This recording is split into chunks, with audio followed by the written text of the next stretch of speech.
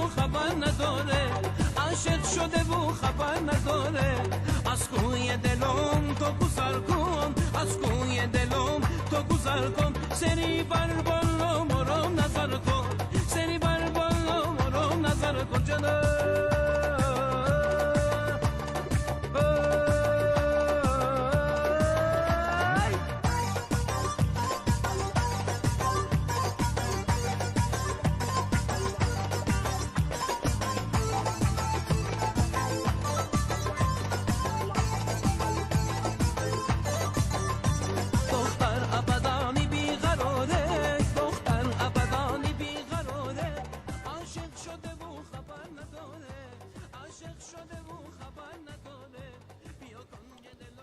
What's up, bros and brews? Audience. This is weird for us. We have an early show today. We would like to welcome everyone to the show, and we'd also like to welcome our very, very special guest, in-studio guest today. We have world-class comedian, stand-up comedian, famous actor, Hollywood, and all-around great guy, Mr. Maz Jobrani. Yay, welcome, Maz. How are you? So this is live? This is live. We are doing live. Who's watching this? I don't know. I have no idea. Let's see. Give me a second and we'll see how many people are watching right We now. don't know. Buddy, I just checked my social media. I lost 500 people. I don't know what happened. You do Bezos' show? Yeah, I did it. It was great. We actually have 3 people already. 3 people. Wow. Get back to work. 3 people got nothing better to do at 1 o'clock on a Tuesday. That's awesome. Basil. Yes, sir. Oh, I didn't introduce you. As always, I have my trusty sidekick here, my co-host, Mr. Ara Basil. Thank you. Great to be here. Great to have you here. Thank as you so always. much. So, He's watching it. I need you to with turn the volume down, We got brother. one. The reason we got Is 2 it me? viewers, one of them. Somebody has the volume There we up. go. All right, there Oh, we go. you're watching It's it. me. That's I'm why we sorry, have 2 it's viewers. me. He's I just had to watching bring it up. himself. All right, there we go. As you guys know, this is a podcast where we discuss every little thing under the sun, and this is going to be no exception. So, right now, I'd like to toss it over to my co-host and see where he'd like to go today to begin our podcast. Well, first off, I'd like to thank our sponsor, 3B Auto Brokers. Don't waste your time at dealerships arguing for a price you're never going to get. With one phone call to 3B Auto Brokers, they can get the best price for you and deliver the car to your house at your convenience. So go to 3BAutobrokers.com or call them at 818-330-7277 and let them bring the dealership to you. I like that.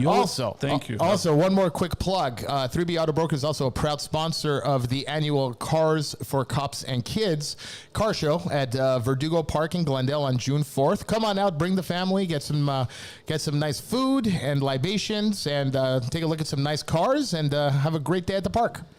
Are we going to mention our co-sponsor at all today? Sure, High Effects Entertainment. Follow us on Instagram, Facebook, wherever you find social media, and also at higheffects.com. Okay, so now it's really cool having Maz in studio because Maz is super busy. Okay, he's all over the place, and I'm actually glad he's in town. We're actually fortunate and thankful you're actually here. Maz, I want to talk about the new special you have on YouTube, The Birds and the Bees. You've done Comedy Central. You've done HBO Showtime, Netflix. Why YouTube?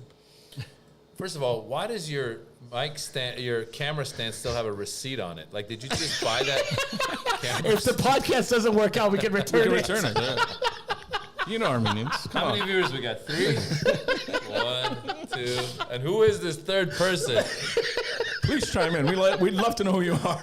I put this on YouTube. A lot of people are putting their specials on YouTube now. Yeah. So it's a great way to have it be seen around the world. It's free. It's available. It's fantastic. You're in touch with the fans. You see the numbers as they go up. Mm-hmm. It's been nice. I actually go in every few days, read the comments, reply. If they're nice, I reply. If they're mean, I ignore it. And that's it, man. It's been a cool experience. I mean, it's like I said, it's great. Once you have your special, you don't have to wait for the gatekeepers. You just put it out there. That's true. And doing it at the Comedy Store, it's like home. Yeah. So, the main room, very intimate. You got a nice crowd in there. And, and it was a great show. I loved the material. And as a comic that is as busy as you, okay, it is so hard to come up with new material all the time. But if you're great at it, anything is material. Yeah, I think your life is material. Like That's you got to right. look around. You got to, I get on stage. I always tell young comics, get on stage 5-10 times a week. Write. Talk about your life, and that's what I try to do. So that was like at a point where the material had gotten to the point where it was ready to be shot. I've done 7 specials now. This is my 7th. Wow, bravo. Yeah, thank you. And yeah, man, it's out there now. So this one person watching this right now, watch the Birds and the Bees on YouTube.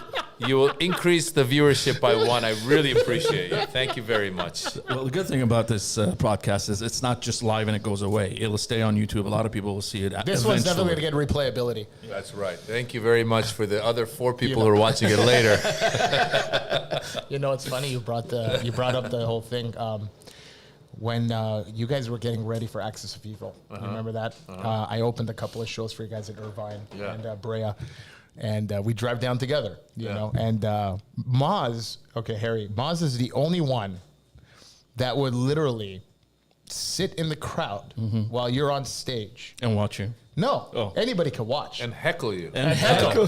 No, he would actually take notes. Oh, okay. Okay, and it was refreshing. Okay, because you've helped me out so much throughout my career, man. You've literally advised me so many times. I don't remember this. I must have been drunk. You're probably drunk. No wonder your bits aren't that great. No, come on. No, there's 2 instances. Please don't give me credit for you. There's 2 instances actually that were very funny. When I first started dating Angie, we were doing Irvine Improv, okay? And she was living in Montebello at the time. I said, honey, I'll pick you up and we'll go down. Actually, it was Brea. We're doing Brea. And I picked her up. She came down. We're sitting in the green room. She watched a show from the crowd, Right. okay? 2 shows. And she ate. She had a blast and everything. Friday night, she came again. I call Saturday before I go to the club. I go, what time am I picking up? She goes, I'm not coming anymore. And I'm like, why? She goes, you guys are boring. You say the same jokes every time. Yeah. I go, well, you don't make it up as we go along. It's a set, like a musician, you know? Greatest hits. Basically, But one thing I do want to bring up. Can I cut in just for a second? Okay. Maz, we know you because of your sets, your movies, everything that you've done. But I really don't know how and when you got your start. I would like to explore that a bit. Yeah, I started stand up in middle of 1998, so about 25 years ago. So I'd always, since I was a kid, I grew up in Northern California, born in Iran, grew up in Northern California. Right. When I was about 10 or 11, saw Eddie Murphy, loved what he was doing, became a fan of comedy. Yeah. At 12, I was on stage doing plays. My teachers would always say, you got what it takes. I was comfortable on stage. I like being on stage. But coming from an immigrant background, my parents lawyer, doctor, engineer. So for years, they pushed me in another direction. Then in my mid-20s, I realized you live once and you got to do what you love. You can't live to please others. So I took a stand-up comedy class. I started in L.A. and then I just did Judy Carter, right? Judy Carter's comedy class, and then I would, and then from there I became a regular at the Comedy Store, and then the Laugh Factory, and then the Improv, and then I just kept going. And you close your eyes and you open them, and 25 years later, you're like, wow, I've traveled the world doing what I love doing. So I always encourage people, if they can find what they love, to try and pursue it. That's how it started, Right. Oh, that's awesome. I've heard from, I can't remember who it was, another comic told me once that don't even have a backup plan. Because if you do, at the first sign of trouble, you're going to run back to your backup plan. Well, there are people, when I took that class, there was a guy in particular who was very funny, and he had a corporate job. And so on the weeknights when I would go out, he couldn't go out because he had to go to work the next day. Right. I had a very low-level job in advertising. Sure. And then on the weekends, he had a home in Palm Springs. He'd go to Palm Springs. And so I asked him. I asked him, I said, why don't you do it? He goes, I don't need to do it. So for me, it was that I love doing it. I still love being at the clubs. I love hanging out with the other comics. And Maz, how do you find the time with 2 kids? It's very tough for me to get out of the house these days, man. Well, you have to, be there, be present as much as you can. So like on the weekends or a lot of times what I'll do is, now I'm a touring comedian, right? So I'll try to do like 1 week on, 1 week off, 1 week on, 1 week off. Or I used to, when I would travel in the summer, I would take them with me wherever I was going. They come with me. So you just gotta, and then when you're there, you gotta be there. Like just this morning, I took my daughter to school. So driving them to school is good time with them. That's right. Driving them to their practices, or if they have a question or a problem, sitting down and looking them in the eyes and paying attention. So just being present is big, because if you could be, you could not be a comedian, you could be a whatever salesman or anything, whatever it is. That's going to take you away as well. So it's about how present are you when you're there. That's true. Guys, this is mighty impressive. For 1 p.m. in the afternoon on a Tuesday, we're up to 5 viewers already. Fantastic. Wow. That's what I'm talking about, ladies and gentlemen. I want all 5 of you to watch the Birds and the Bees. We have 194,000 views. If you guys watch it, we'll have 194 and 5.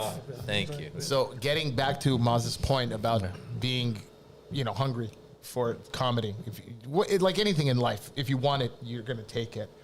I was a victim of what you were saying about that guy you took a class with. I was doing IT at the same time we were doing comedy. And, you asked me once, how many times are you going up? I'm like, 2 times a week. You're like, it's not enough. You got to go 8 times a week minimum. Yeah. And this will always resonate with me. We did a show at the Hollywood Improv, and a week later you were going to be in Chicago, and your dad passed. You remember him? Yeah. You canceled. Yeah. And then a week later you did the show again, and I'm like, what? How? How? I didn't understand it. And then 8 months later, my dad died. Yeah. I was devastated. I couldn't get up there and do comedy anymore. Yeah. And I don't know if you remember, you gave me good advice. You said, if you're a lawyer or a doctor, are you going to stop practicing law or performing medicine? Yeah. You go, everybody's going to have to deal with this. Yeah. The audience doesn't know what's going on with you. Yeah. If you treat this as a job, you have to go out there and make people laugh even though you're dying inside.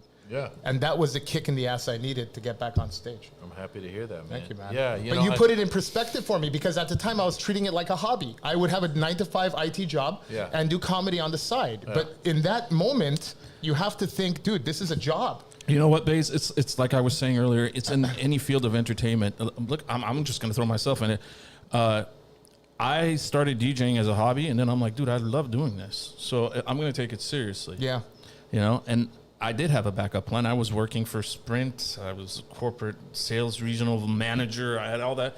I left it. I'm like, this is, if I'm going to be serious about what I'm doing, what I really love to do, instead of what I'm doing just so I could be safe. Yeah. I got to take that plunge. Yes. So it's the same in any field of entertainment, acting, singing. But in comedy, it's a little different. No, what I'm saying, you dude, have to I'm make just talking about the people laugh. principle. I'm talking about the principle I get that, and that's Maz's point. That was Maz's point. Of your aspirations. I'm not 100%. saying anything else. No, we're not disputing that. But in my mind, I have to be, I'm miserable. And I have to go on stage and I have to make people laugh. But you're a professional. Well, no, you have to give yourself. That's what it was. You got to give yourself time to mourn. It's good. That's a good thing. You can't. If your father passes away, you don't necessarily get on stage that night. Right. Absolutely. But down the line, you got to go back. A weekend, 2 weeks. But I couldn't get back into it. Yeah, you got to go back up, and you got to try and be funny, and then eventually maybe you'll find jokes that remind you of him or whatever that is. So. But also, as Harry's saying, it's if you have another job where you're making money, you don't even need to go on stage. Maybe you go, okay, you know what? I don't even need to go. I don't want to put myself out there because just emotionally I'm not there. Right. But if for me, this is my career. If I don't go, then you fall behind. Then the kids can't go to school because I got to pull them out of school. So I got to go. No. So I find a way to I find times to mourn, but also. Life goes on. We got to keep moving. You got to muster through. Exactly. Yeah. So I have a kind of a weird question, but maybe you've been asked this before. Yes. Audiences, they're different from place to place, aren't they? Yes and no. I think that I was talking about to someone about this recently, where the reason you got to talk about your life is you realize how much we have in common. So I've done shows all over the world: Saudi Arabia, Australia. Indonesia, all over the world. I expect those audiences to be different. I'm talking about even regionally here in. I'm talking about the U.S. Again. So when you do jokes about your kids, you'll see a lot of people laughing because you're telling authentic stories about yourself, And then they're relating, like Baze was just talking. I do a bit in my new special where I talk about the difference between the boys, and my son and my daughter. Right. And a lot of people have been, whenever I've talked about that, they laugh because they go, oh my God, my son and daughter are like that too. So there's a lot we have in common. That said, you do want to, if you can go to a place and you can learn a little bit about that place and talk about them for a minute, they like that, you know? Yeah, make them more familiar with Yeah, with you, so they can really Make it about them. That's where Right. like a live show is this different from what Relatable. Angie was saying. Yeah. If you can take a live show and do a few minutes at the top where you're talking to Crowd some work people and and all stuff, that yeah, stuff, that makes your show different for Yeah. that place. Now the rest of the show might have similar bits, but throughout the show, if you're able to go, hey, That's right. what's going on? Yeah. You know, But you would probably label yourself more as a set comedian than like an improv comedian, correct? no, absolutely all stand-ups are. I mean, all stand-ups are. 'Cause we I've have our seen your sets. Yeah, all of us have You our do sets. some crowd work, but it's not like you rely entirely on crowd No, work. Maz actually, I've seen Maz do an hour just riffing with audience members. Well, but for the most part, I'll do a few minutes at Yeah. the top, get to Yeah. know a few people, Yeah. go into my act, and then if I have to go back to the audience, I will. Most comics are like that. I don't know that there's that many comics who, even if it looks Right. like they're doing crowd work, there's a lot of bits in there. Of course, That's right. yeah, they've Yeah. got pre sets that they go to all the time. that Comeback they've already got. jokes. right? and Yeah. Awesome. And where is like the most off the wall weird place you've ever performed? I mean, gosh, I performed all over the world. That's why I asked Yeah, that and there's question. places where I did Jakarta in Indonesia. I had no idea. I was like, what? I go. Do they even speak English? Yeah, I didn't know. I was like, there's comedy fan. And then I went there, and it turns out they were doing a comedy festival. Oh, wow. And a lot of the people, you don't even know, but a lot of the people, when you're on YouTube, people have seen you, or you're on Netflix, That's they've true. seen you, and they show up.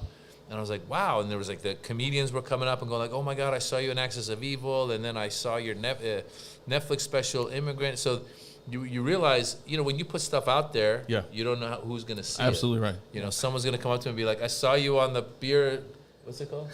Bros and Beers podcast. Brews and Bows. Come on, bro. Bows and Brews. You know what I'm saying. Bro, what am That's so right, because I was DJing at a club the other night. Some guy comes out with his phone, because they do this all the time. Can you play this song? Yeah. He's showing me my song. Yeah, The song that I put yeah, on there. And I'm like, okay. Yeah. Dude, one time, again, we're driving down to a gig, and this is right after Friday After Next came out, a couple of years after, right? No. Yeah. When did Friday After Next come out? 2001? 2001 or Yeah. So, yeah, 2001, 2004, 5, 6. We're driving down La Cienega. You go, I want to get coffee. We have to go to the Starbucks by the Magic Johnson Theater. Do you remember this? Vaguely. Oh, wow. Oh, yeah. We walked to that theater, and all the guys in there like, hey, it's holy moly, man. Yeah, man. I was moly. Yeah. You never know. You never know what Right. we were going to see, So, we're putting stuff out into the world, and we don't think about it. And people I was in Amman, Jordan. So the movie Jimmy Westwood that you were in for a little bit there. That was a lot of fun. Yeah, that was. I was at the airport in Amman, Jordan, and this Jordanian guy came up to me, and he barely spoke English, and he's like, "Hey, Jimmy Westwood," or whatever. I was like, By the way, I put $5 in your pocket for that. "Oh, thank you for doing that. Thank you." No, but he looked at, and I looked at him. I go, "Where did you see it?" He goes, I work on a ship." Oh, he saw it on the ship, And he international goes, waters. we just get we get movies and we watch them. He goes, we got your movie and watched it. That's awesome. I watched it at home. I watched it on pay-per-view. I was like, Yeah. I'm going to watch it. That's it. There you That's go. it. One of our guys, I got to watch it. Yeah. It was a great movie. Yeah. Any upcoming projects like that? Just been touring a lot. Just put out that special, and then I'm working on maybe doing like just my own. What I like about YouTube is you get to put whatever you want, right? So it's your. For the most part. No, I'm saying if you decide to create a show Sure, or yeah. whatever, Absolutely. you can. Yeah. You don't have to go pitch it to a network. You just put it out. Right. So I've always had this little idea for a TV show in mind, and so I might just do a series of shorts, like maybe 5 episodes.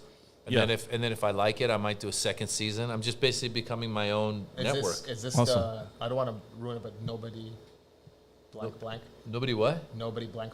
Nobody what? I'm not going to What say are you the talking name. about? You can say it. Nobody trusts Maz? Is this the what you No. wanted to do? It's not. It's something that I had come up with a while ago called My Two Worlds. There's actually a video online called My Two Worlds. It's called Go Home Arab. and it's a That's funny what, little. that's what you and Ian Edwards and Me, Ahmed. Ian, and Ahmed, yeah. That's right. So it's a little thing I wrote about, like how like I'm known in one community and I'm not known in the other community. Yeah. So I just wanted to do like it's almost like my version of Curb. That's awesome. Yeah, and I just thought, you know what? I'm not getting any younger. I may as well just do it. So I'm Why gonna not? do it. Yeah, I'm just gonna do it. Also, your specials on YouTube, right? Not like YouTube Plus or anything like that. No, it's just regular YouTube, so regular I don't have to YouTube. pay. You don't need no plus. You just go, but they could tip you. Did you know that you Yeah. can get Yeah, tips? You yeah, get I know tipped that. on People it. that give me super We're thanks. still waiting. Yeah. We're Super still, thanks. we haven't got one Yeah, yet. yeah. You got We 5 gotta people. hit 8 people. We gotta hit Please, 8. guys, give these guys $1. Please. What are you talking about, bro? On night shows, we get up to like 20, 25. So everyone's at work, bro. They can't watch right yeah, now. there you go. They'll watch the replay. They'll watch the You know, replay. Yeah. pull Larry David. Yeah. Yeah, what are you gonna do? What are you gonna do? 5 is better than none. That's how I look at it. There you go. By the way, another great cameo Maz did. Season 3 of Curb. He was the Sikh air conditioner I remember repairman. that. That was a funny. Can you remove your turban? I will not remove my turban. Yeah, that was with Richard Kind. That was a lot of fun to do. Curb is a great show. They're coming back out here for another. This is the season. last season, though. Yeah, but they're coming Yeah, back one more he's season. done a good job with that, man. Yeah, he's done a great job with that. Yeah. So where are you appearing next? This week, next week? I'm whatever? touring all over the place. I'm going to be in Denver, Colorado. The timing couldn't. Boo! The timing couldn't be worse. I'm there the first night of the finals. I was like, shit. But I'm there. Hopefully, you'll bring luck to the other team. Well, you know, it's interesting because I'm a Laker fan, but I watched it. I go, there was no dispute. They were a better team. Like you just can't.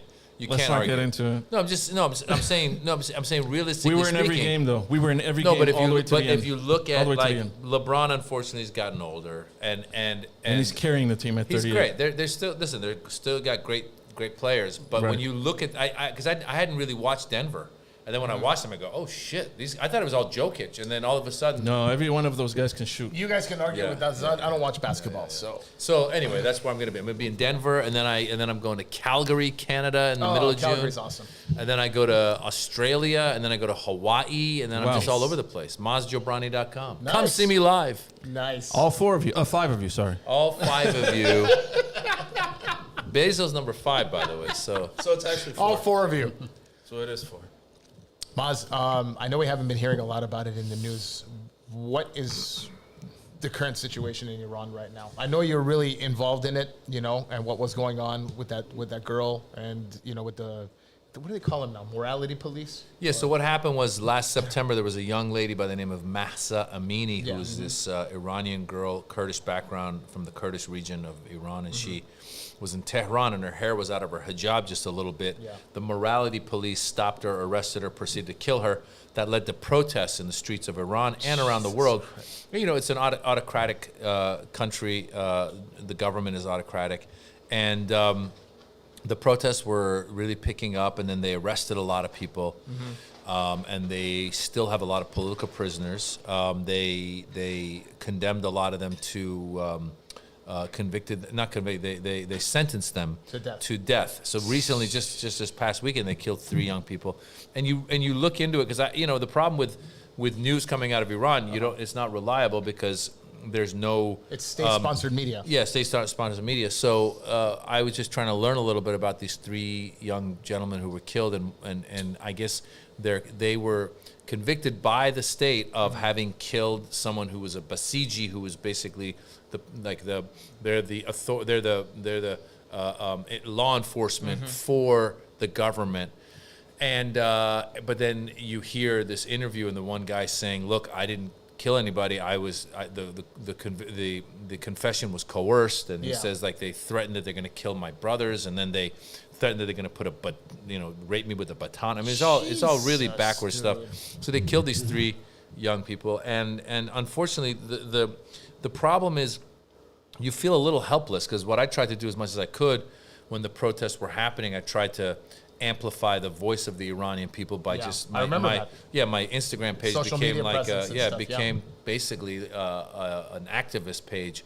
Yeah. But you feel like you scream. It's almost sometimes you feel like you're screaming at a wall because you're going, wow, what can we do? What has been done? And I don't know. My hope is that in the long run, that the people of Iran will be able to find their freedom. My hope is that in the long run, Women will have their freedom there. That anybody who wants to just live. Bro, it's amazing. The Americans have no clue. First of all, they have no clue. They think Iraq, Iran, Jordan, all the same. Yeah. Okay. My aunt, my dad, dude, you see pictures of the 50s and 60s. Iran was like America, progressive, chicks in bikinis, nice cars, everything. 1978 happened, 77 happened, all kind of shit. 79 was the revolution. 79, So here's the thing I say. First of all, I don't blame Americans because the fact is we're a big country. We have our own problems. People are running around. So I don't ever blame people.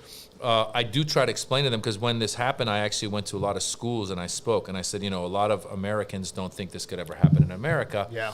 And I said, let Iran be a cautionary tale because in America just last year, the right of a woman to choose was taken away. Now, whether you're pro-abortion, anti-abortion, that's not the question. The question is the idea that a minority and religious minority took away the right of a woman to choose. Now, when the revolution happened in Iran, the first group that they went after was women. They go after women's rights. Yeah. Then they go after the LGBTQ community. Then they go after religious minorities. And before you know it, you're having that morality imposed on you. Like, I'm not a religious person.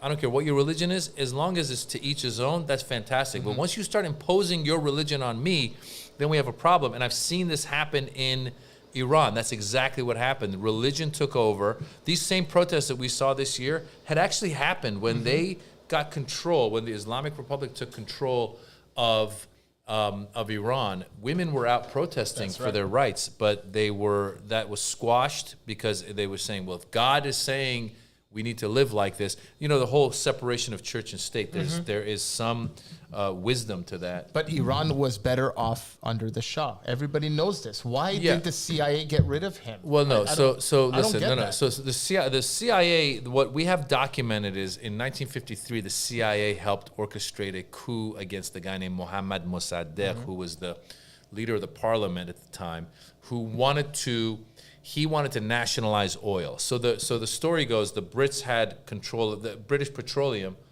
was in Iran, and they were basically taking a lot of the Iranian resources and profits. I may be wrong in this, but they did control the Strait of Hormuz. The Strait of Hormuz. Yes. Who? British Petroleum? British Petroleum. I don't know if they control the Strait of Hormuz, but I do know that they had the rights. They were profiting off of Iranian oil more than the Iranian people. Okay. So what happens is you've got the monarchy and then you've got the parliament. And so the monarchy was the Shah's father had been the king. Around World War II, he started to show that he was somewhat tolerant of the Nazis because Iranians are actually Aryan. The word Iran comes from Aryan. We're Caucasian. So the father, so the father started saying, well, I'm not that against what they're doing. So then the superpowers, the U.S. and the Allies basically said, well, we can't have this guy. So they got rid of him and they put his son. They said, your son can run, be the king. At the time, Reza Pahlavi, the son, was Mehmed Reza Pahlavi. Anyway, so he was the son, and he was like 21 years old. So he becomes the king of Iran. He's 21, Western educated, and then you've got the parliament. So there's a little bit of a power struggle.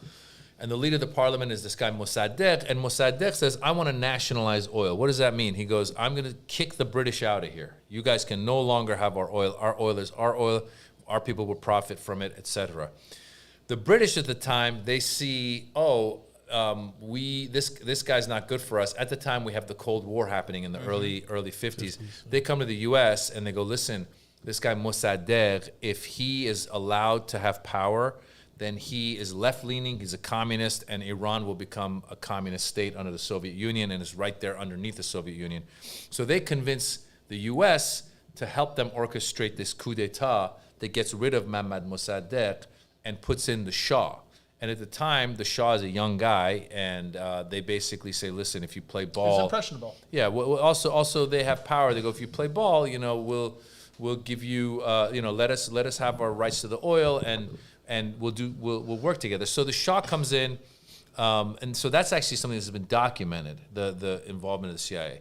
Shah comes in, and throughout the next 20 years, he buys a lot of, he strengthens the military in Iran, and Iran becomes more and more powerful, more and more independent. At the time, you're right, a lot more westernized, a lot more, women, there was discos and, drinking and all that stuff. And it's such a beautiful country. There's mountains, beaches, Oh, it's a beautiful country, yeah. It's amazing. But then the other issue the Shah had was he also had a secret police, so he wasn't all good. Like, he was doing things where, let's say, for example, you were an intellectual who criticized the Shah, you might disappear. Like, whereas we have in America, every night the late night hosts make fun of the presidents, but over there they couldn't. So what happened was you've got these groups that start becoming opposed to the Shah, and one of those groups was the religious groups, the mullahs, the ayatollahs, the Khomeinis, and then you've got other groups. And so once that revolution happens in 1970, late 78, early 79, all these groups have come together thinking, oh, we're getting rid of this guy who's a puppet of the West, who's a dictator, who is, who has enriched himself and his family. So there's a lot of people who think it's going to be better. But then what quickly happens is actually a pretty good documentary on HBO called Hostages. And it talks about how when the revolution happens, there's people that are like the intellectuals, and there's the leftists, and there's the centrists, and there's the this, and there's the mullahs. There's a bunch of groups together. But eventually what happens is the religious groups start taking over, and that's when it becomes dark. And originally, Khomeini and these guys had promised, we're going to create a utopia. That's why, listen, that's why when you hear anybody, like, especially if it's based in religion, if anybody comes to you and says, I'm going to make the world a better place, and we're all going to, reap the benefits, the question becomes how, what's your game plan? Because Khomeini quickly came in and starts executing people. That's right. So yeah, definitely a lot of the people I think that were involved in the revolution are now regret having been involved. Now, there are some Iranians who will say that, we think that America had a hand in overthrowing the Shah. Maybe they did, maybe they didn't. There hasn't been It doesn't seem like it's in their interest for the religious right to get the religious fundamentalists to get into power when they controlled Reza Shah. Yeah, Listen, listen, this is where you start going into conspiracies, and we don't know what's true and what's not. So Reza Shah was becoming, I should say, the Shah was becoming more powerful in the region. He had I think he'd been diagnosed with cancer a little bit before, so that was weakening him as an individual. He hadn't revealed it yet, but that was making him weaker. But he had made Iran a very strong country, very strong economy. So some people think, the West didn't want Iran to be this strong country in the region because... But there's evidence to correlate that theory because we secretly backed Saddam Hussein and the war against Iran for 9 years in the 80s. Yeah, but the war with Saddam was after the Shah had left. Correct. But so what I'm saying is the conspiracy theorists will say that they didn't want a strong Iran because for whatever reason, you mean getting rid of Reza Shah to become strong. So the conspiracy theorists will say, look, the military-industrial complex benefits from an enemy. Yes. So when you have Iran as an enemy, then you can sell weapons to Saudi Arabia, you can sell weapons to the UAE, you can sell weapons to all over the world saying, look, these guys there's an enemy right there, so let's just keep, it's good for their business, right? War is good for their business. So I'm not quite sure if America actually had a actual hand in getting rid of the Shah and bringing in the Ayatollah. Like they do say, for example, the Ayatollah Khomeini was in France and he flew in on an Air France. So the truth is there could have been they could have stopped him. There was actually, again, I think when you watch that documentary, I think they say that one of the Shah's generals actually had floated that idea saying, do you want me to shoot the plane down? Which, in retrospect, you go, sure, but then what would that have done? That might have made it so that if they shot that down, becomes a martyr. then not only does it be a martyr, but these people that are already protesting are now going to get even crazier. Exactly. So listen, it's not a two-dimensional chess, three-dimensional. It's a multi-dimensional like you chess. said, there's so much that we really don't even know.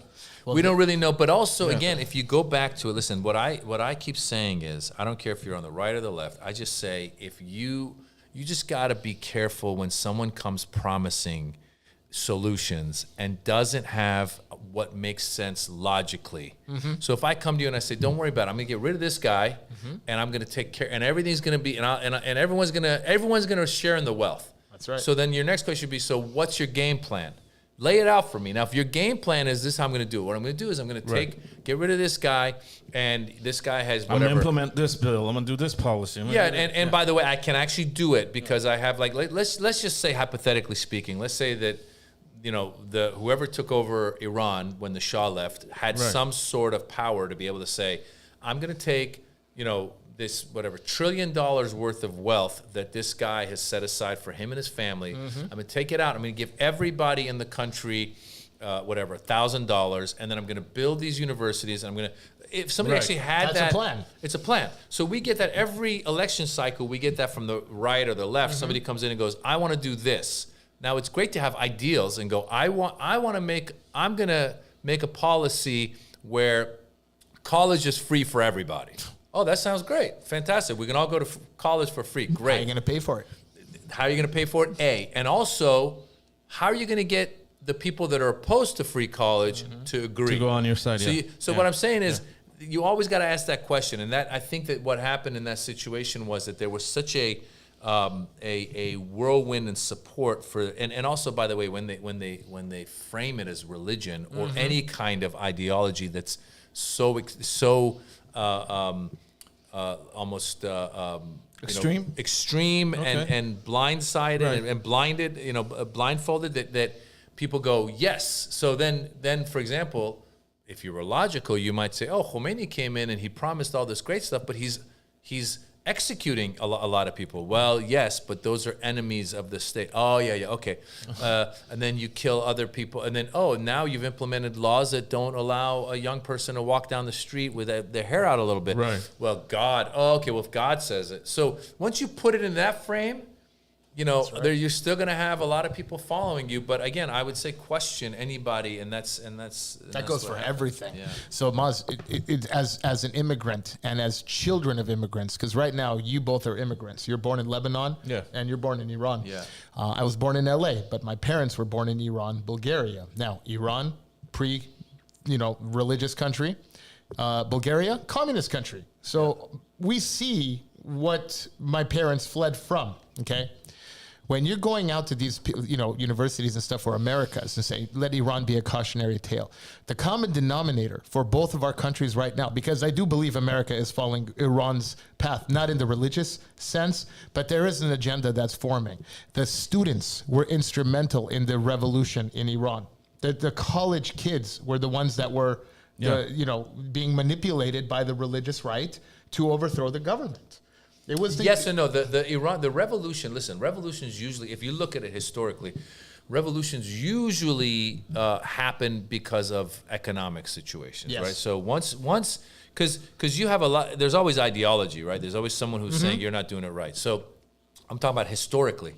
But once you get to a point where there's enough people not eating and hungry, they show up. So the famous Marie Antoinette, let them eat cake. Let them make cake. And then they got rid of her, right? So similarly in Iran, I think it got to a point where the reason the revolution was successful was because the bazaris, the people who ran the bazaars, closed the bazaars. Then professionals started coming out in the streets. That's why this most recent protest that we saw in Iran, and they were big, and then outside of Iran, they were even bigger.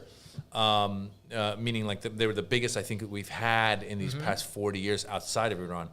But a lot of people kept saying, this won't be successful until the bazaris and others stop going to work. They go on strike. You need to get them on your side. You need to shut the country down. So you're always going to have in any university, because people go to college, they're thinking, they're debating, they're going to have, But what my point is, they were manipulated by the religious right? The religious fanatics. The same is happening now in colleges across the country. But on the other side. On the other side. I'm going to disagree with you. I'm going to disagree with you. So so listen, the hope is because the students, again, you can go, if you went to those universities, there was religious students, there was communist students, there was intellectuals, there was all kinds of them, right?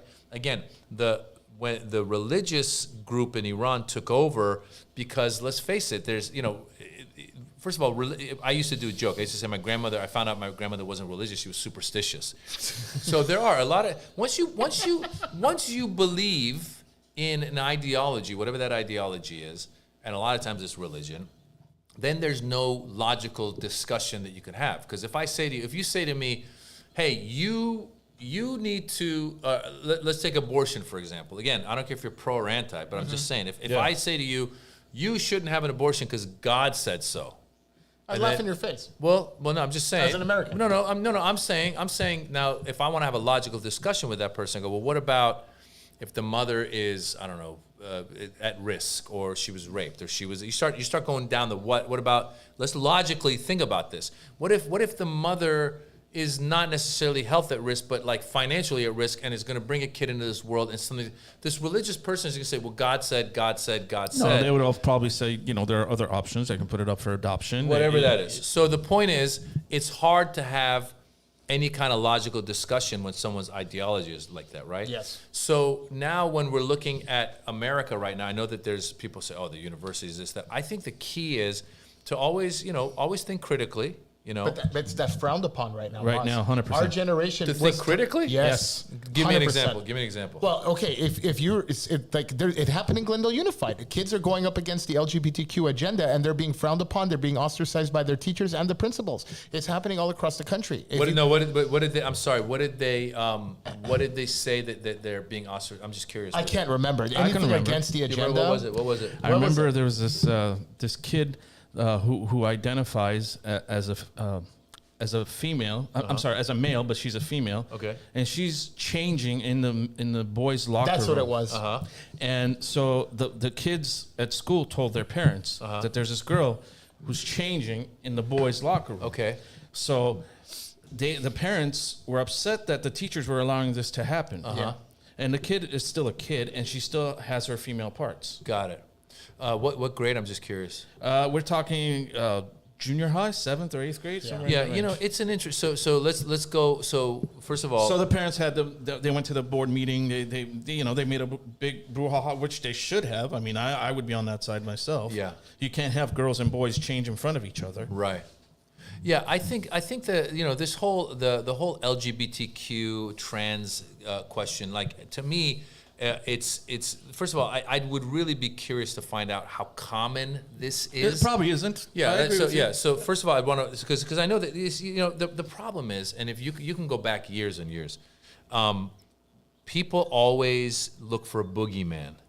And what happens with a boogeyman? What's great about a boogeyman is it makes you fear something, and it's easy to then go, that's the problem, right? And I could give you, I'll give you the, like, on one Trump showed up, and I try not to talk about him too much, we've had talk conversations. But I'll give you. I mean, I'm just going to give you the boogeyman. So he showed up. He comes down the escalator. He goes, Mexicans are rapists and drug dealers, right? Okay, so. But that's not what he said. He actually said that.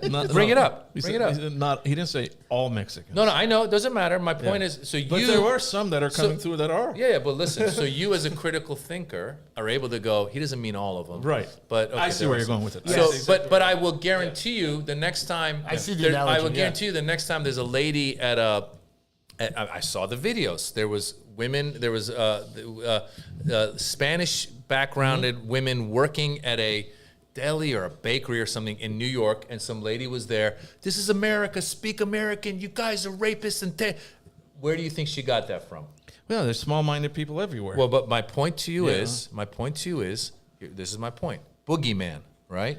So if we go with the boogeyman, so again, I'm just going to give you the full example. Originally, Mexicans are rapists and therapists. Rapists, drug dealers and rapists, right? That's originally, right? So again, I'm somebody who, listen, you guys live in Los Angeles. Yeah. You interact with Mexicans. Yeah. You know that. So, but as a touring comedian, I will tell you there are places I go where I look for miles and miles, and there's no other background, anyone from those backgrounds. So if all I'm seeing is on television is someone that I think is going to have the solution is telling me that, then in my mind, All of them are. the next time I see somebody say "Hola," I'm going to be like drug dealer or whatever. So let's. I understand your point, but I mean that takes a very limited mind to think that. Well, hold on. Unfortunately, a majority of people in this country. See, I have more faith in people than No, that. no. You haven't traveled as much as I have. There is studies. And not just in this country, in the world. You see, what we got to realize is, guys. Let me just tell you a couple of things. Before I continue my conversation on Boogeyman, let me just go back and tell you, a majority of the world. If you look at the world, there's 8 billion people in the world.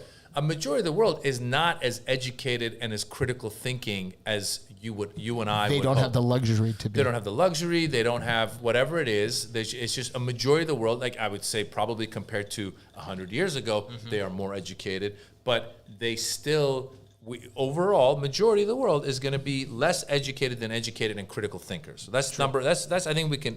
We can agree on that. Right now, boogeymen. Okay, rapists and drug dealers. Then a few years, like a year or so, not even a year. As soon as he's in, Muslim ban, right?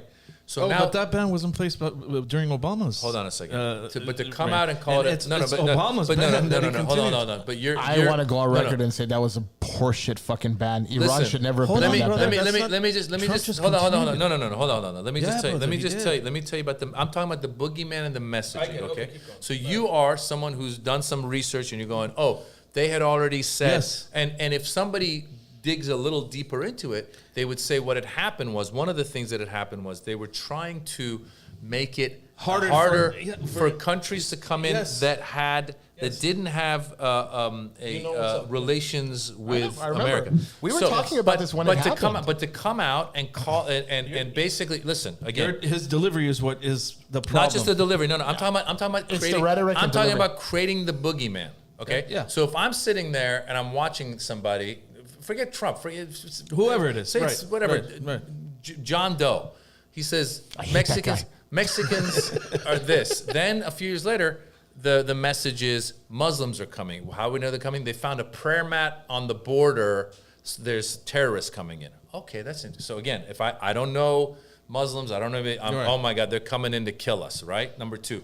And by the way, I could by the way dissect this a lot because the fact is, the countries that were on that travel ban, none of them had committed an act of terror in America. Yemen wasn't on the list. And the countries that had weren't. You're right. So, I know. but let's just stick with the boogeyman now. So first it was Mexicans. Okay. Now but it's it wasn't Muslims. a Muslim ban. It just was. The media labeled it a Muslim ban. No. Yes. Look at his speech. He goes, as soon as I become president, I'm going to implement a Muslim ban. He says it. I mean, I'm not making it up.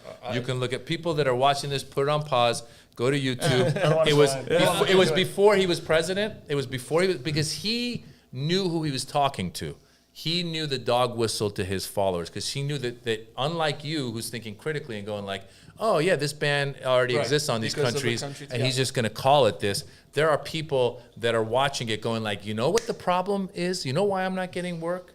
Is because Mexicans and immigrants are coming in. They wouldn't do those types of work anyway. Exactly. So dog whistles, right? So we've got the Mexican thing, then we've got the Muslim thing. Then when the election comes about and we see there's the 2020 Black Lives Matter protest and we see that there's people rioting in the protest. So then in the elections, he goes, if you don't vote for me, he goes, they're going to be coming to your homes. They're going to be coming near you. So once again, who's they? Now it's the black rioters are going to become. This is the message that's going into people's minds. So what I'm getting at when I talk about the boogeyman is the current boogeyman for a certain group of people is the LGBTQ trans. I would thing, say you have a point, right? except this time it's an actual case. It's not. No. boogeyman. I understand. No. So I'm getting. No. Let me just get to that. Okay. So what I'm saying to you is the boogeyman. So the boogeyman, whether it's, I understand there's an actual thing that happened there. Right. Now we've talked. Now there's a drag queen story hour at a thing, right? Yeah. Now there. So when I hear all this stuff, I always go, is this happening? Like, is this because my kids go to school? They've never had a drag queen Yeah, story hour. hopefully they won't. They've never had to come across this. Neither And of what I us. will tell you guys, Harry, what I would say is, listen, it's good to have a healthy discussion, Right. and it's good for the parents. Listen, if the parents in a certain place go, we don't want this, and the school's got to go, they're there. Helicopter. They're coming for us. The morality police. And the school's gotta, listen to both sides and figure it out. Listen, I will let that happen and let that discussion happen. But what I will say to you is, whenever I hear things like this, I always go, I understand some people go, look, the kid's too young and this is inappropriate for the other, whatever. I always try to go, let me take myself out of this for a second, like out of this actual discussion. Let me see what's going on the other side. And I actually did. I happened to be driving, and they had this great piece on the radio about this mother and her transgender child who was in high school, and the mother was pleading, and the child was pleading, and they were saying, look, this child, for the past 7-8 years, knew that this is what they wanted. As a mother, I knew that's when my daughter was a boy, and they're talking about all the challenges that they face, and they're talking about all of the discrimination, all of the pressures, and it broke my heart. And I go, so there's also a kid there who's struggling like that, who we should also, look at and go, all right, so if this child has really been through whatever they got to go through, and they really have decided this is what they want to do, then at a certain age, and I don't know what that age is, I think there's laws get made, like probably That's at the the age problem. of probably at the age of 5, you're probably too young to want to do. But but listen, we are an evolving. We evolve, right? I mean, there was 30, 40 years ago, a black guy and a white woman out, that would cause riots. I wouldn't compare that to this. No, It's- but you it's not- should. it's- No, but you it's- should, because the fact is, not the listen, same. the fact is, unfortunately, as much as you guys, whatever you guys want to say, for thousands and thousands of years, throughout history, it's been easy to use anyone that's LGBTQ, transgender as the boogeyman. You go in the Bible, you go anywhere. The only thing I would say is, if a kid is too young to smoke and drink, he or she's too young to transition. Well, listen, Harry. Before you say that, that's where I say I defer to what I would hope Let would them be. become adults, fully developed, minded. Because a lot of them, believe it or not, are regretting it after a fact. Well, here's again. You're anecdotally Yes, I speaking. am anecdotally You and I can speak Yes, anecdotally. I yes. can say to you, Harry, I have somebody who didn't transition. Even if it and takes one person that regrets well, it. let me just tell you though. What about if I say to you, listen, there's a child who wanted to transition and got the pushback and then killed themselves. So that's one person, right? We know of those stories. So what I'm trying to say to you there is, are parents in place. Well, what if the parents aren't No, no, getting no, involved? That's Listen, exactly my point. no. You don't have. Listen, No, no, I'm I telling you. know where Maz is as going a with this, he's parent right. of teen kids, I will tell you right now. Okay, I'm not a parent. There's so much. Listen, there's I'm so not. much. Listen, there's so much going on in the teen child's brain. It's such a deep struggle of a time. Even kids that are healthy. Yep. I've been hearing of kids. I mean, we've had suicides now in our school area, and you hear about it. And Harry, you think every time you hear about it, you go, the mom and dad were like, we had a great dinner the night before. He was great. She was great, whatever. And they killed him. Why? I don't know. But what I'm trying to say to you is, you and I can argue anecdotally. You could say, well, there was a kid who transitioned and then had regretted it. And I could tell you there was a kid who wanted to transition, wasn't allowed to, and then killed themselves. Those are anecdotes. What I'm saying is, let me give you a good analogy. It's similar to what I told you earlier, where people are now complaining about immigrants. Immigrants are they've been a boogeyman forever. Like, if you listen to stories from the 50s or before, the people used to hate Italians. They always hating somebody, right? Yeah. Immigrants. So the argument that people sell is, these immigrants coming, they're taking our jobs and they're taking our resources. And as you said, you wouldn't want to do the jobs the immigrants are doing. By the way, a lot of the immigrants that come here are going to Silicon Valley and creating all the technology that you're using. So just FYI. That actually has been the United States' most secret weapon against all the other superpowers, the H-1 visa. Yeah. We were able to get all the engineers and scientists from India, Japan, Germany. So what people don't look at is progress and technology. What's really taking people's jobs is technology. Yes, it is. There used to be a time when let's not get into AI. Listen, when we all used to go to a parking lot. There was a person there. They'd give us a ticket. Yeah. They were making $5 an hour, whatever it was. That They're person's gone, Yeah. right? So my point is, we have a choice. We either got to learn and progress with the times, or we can try and fight it and go, no, no, no, no, no. So what I'm saying to you now is, I've seen it. Listen, I'm not someone who's going around going like, oh, hey, boy, you think you're a girl? Go get a sex change. Hey, you girl, you think you're a good? No, I'm not that person. And I'm not saying don't be sympathetic to the kid. What I'm saying to you is, we need to go with the research. We need to listen to what's going on. There's people who study this stuff for years and years and years, who will talk to kids, who the kid themselves will talk to you and say, look, I appreciate you trying to tell me not to have this, gender, but for 10 years I've been thinking, I know this is what I am. And so for you, what I'm saying is, we need to realize that this is happening, and we need to either embrace it or not. You know what I think? I also think that if there was an absolute in place, such as a law, let's say 18 years old before you can transition, the kid themselves would know that, okay, all I have to do is get to 18. They may persevere more, they may not kill themselves, and then they can go through with this procedure. Well, believe it or not, these things are, as these things happen, there are more of those types of things happening, because, as you said, I think the way to you either go with some research and science, or you just go with like, I don't like it, you can't do it. Right. So all of that to say, going back to what you guys were saying about the schools, listen, this happened, the parents came about, they had a conversation. And nothing was done. Well, whatever. But my point is, listen, you got to use the system that you have. And if it really upsets you that much, then change the pull system. your kid, just No, get your pull the kid kid out out that school. pull your kid out of that agree. school if it's I really, agree. but I would you argue. can't. It's everywhere, Maz. Well, no. But see, that's what the boogeyman is saying to you. Okay, so I've never had that. My kids are now in 10th. I'm gonna go a Never little bit- happened in my kids' hold on, school. hold on. Let me just ask let me say this I have real a quick. question. I let you guys talk. Let me talk real quick. Getting back to Maz's point about how the religious right are, basically persecuting people for not following in. Okay, I see a parallel with the LGBTQ community by doing that. What they same want thing. they want you to be gay and you won't. It's like they persecute me because I will not abide by the gay regulation. I am of the gay.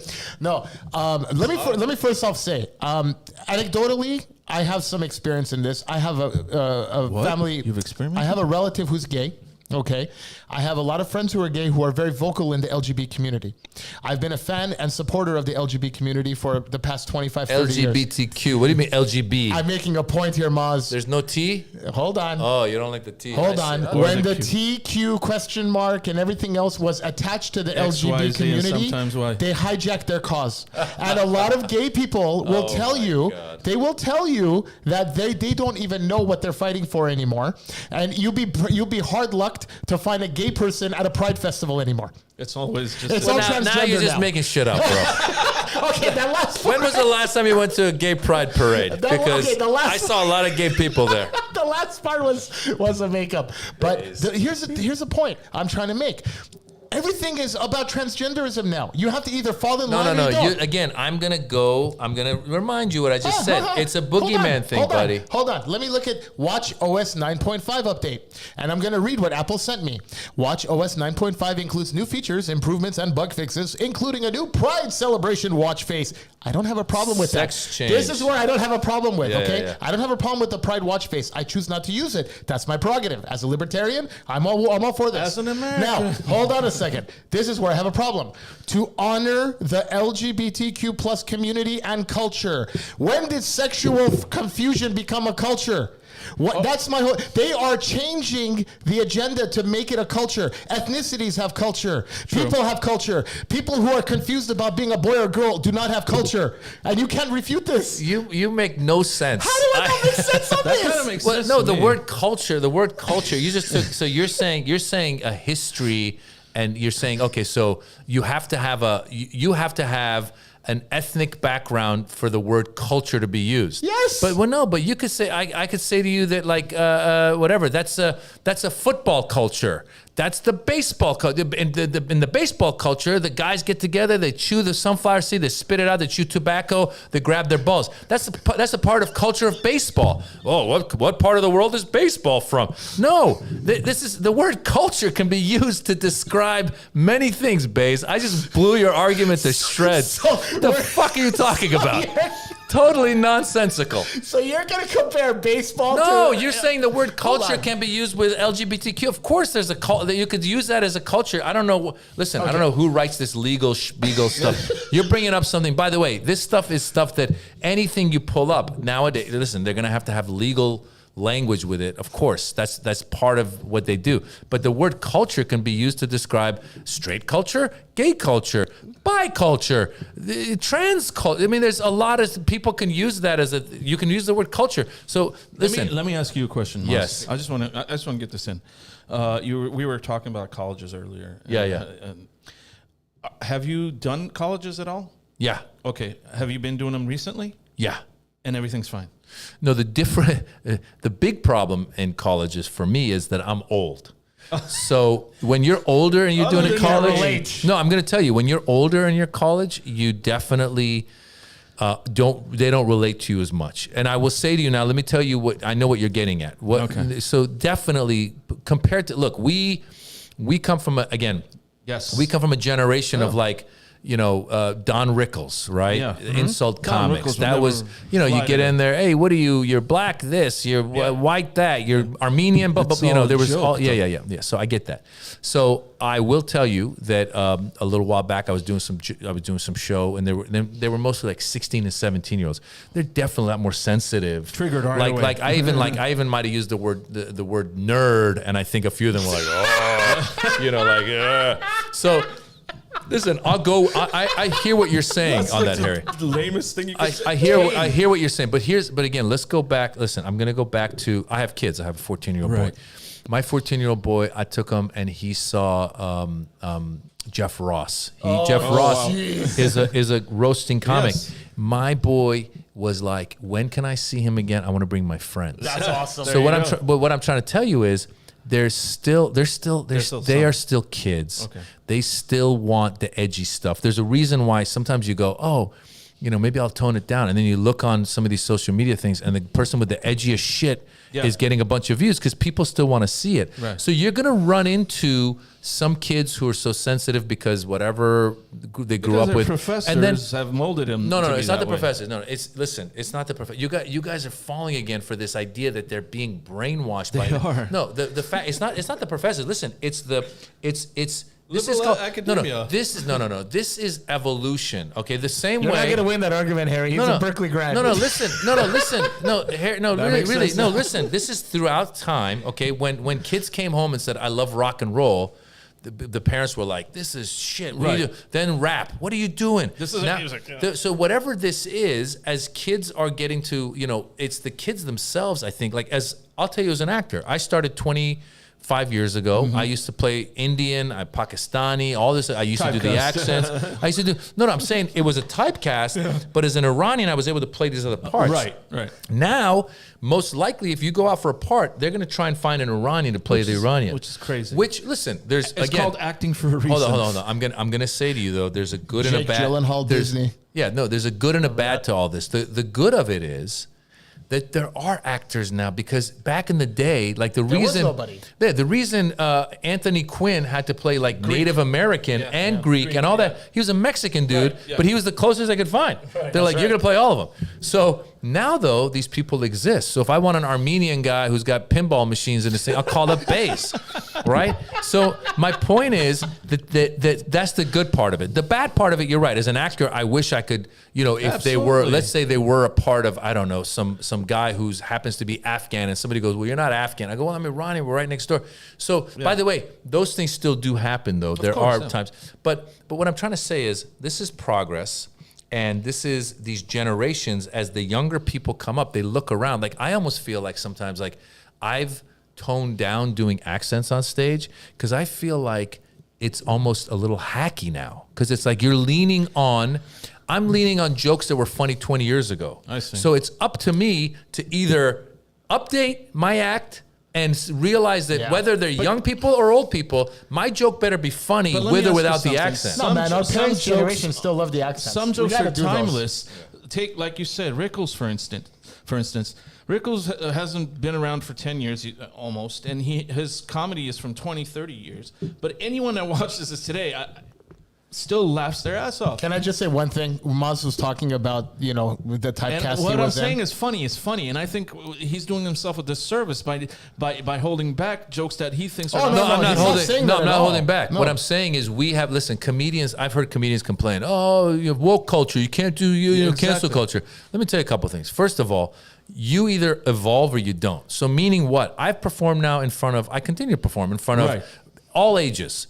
And for the most part, I'm doing me. I'm doing my show, and I'm doing, and if I say something that I feel like I said when I said the nerd, and then I felt them all kind of clench up, I kind of laugh at it. I go, all right, well, note to self, next time you're in front of a bunch of 15-year-olds or whatever they were, the word nerd is going to trigger them. And now I have a choice. I can either make fun of them for that, like you just said, where I go, really, guys, we're gonna think upset a nerd, or I could say, all right, maybe I'm too old to be performing in front of a bunch of 15-year-olds, right? Okay. So there's all that. It's nuanced, is what you're saying. It's nuanced, but it's also growing. You see, you got to grow. You got to evolve. Because I think sometimes people are lazy. They don't want to write.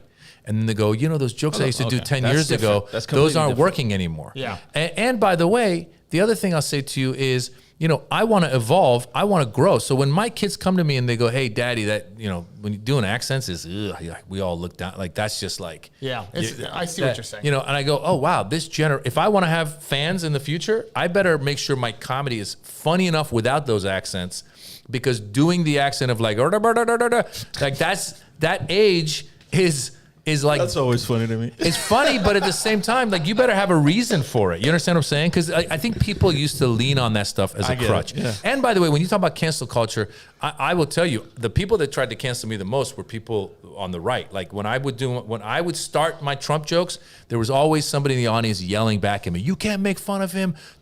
And I was like, this is why we live in this country, so we can make fun of whoever I want to make fun of. Do you remember your Twitter feed? All the Persians would start shitting on you on the thing. The second you put Trump, I'm like, Maz, take it easy, bro. Like, this is not like everybody's. But my point is, but my point is that. But you didn't tone it down, did you? No, I did. I do me. But what I did do, actually, I'll tell you. This is where we evolve, right? Yeah. So Harry, this is where we evolve. Yeah.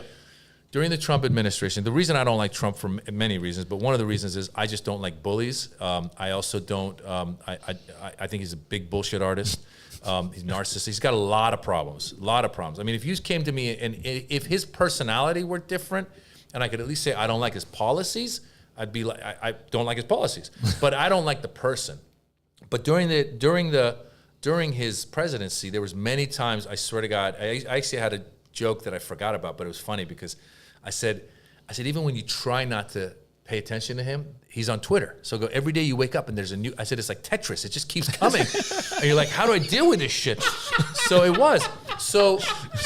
But what happened was, Harry, just to your point of, do I keep doing it? So once his presidency ended, I was actually in Raleigh, North Carolina, and I was doing some jokes about January 6th and Trump. And there was a guy in the audience in the front who, from the beginning of the show, he'd been like, my opening act is Tehran. He's half Persian, half black. Yeah. And this guy had kind of been rude at the beginning of the show, white dude. But then I got up and I did like a lot of material that wasn't any political stuff. Yeah, right. But then once I got to the political stuff, this guy was sitting in the front and his face was turning red. And he was getting angrier and angrier as I was talking about January 6th. And I was like, that was your day, motherfuckers. I go, I didn't know you had terrorists too. We got terrorists. Now you guys got terrorists. And they were getting upset. And I talked about like how much white privilege, freedom fighters. Yeah.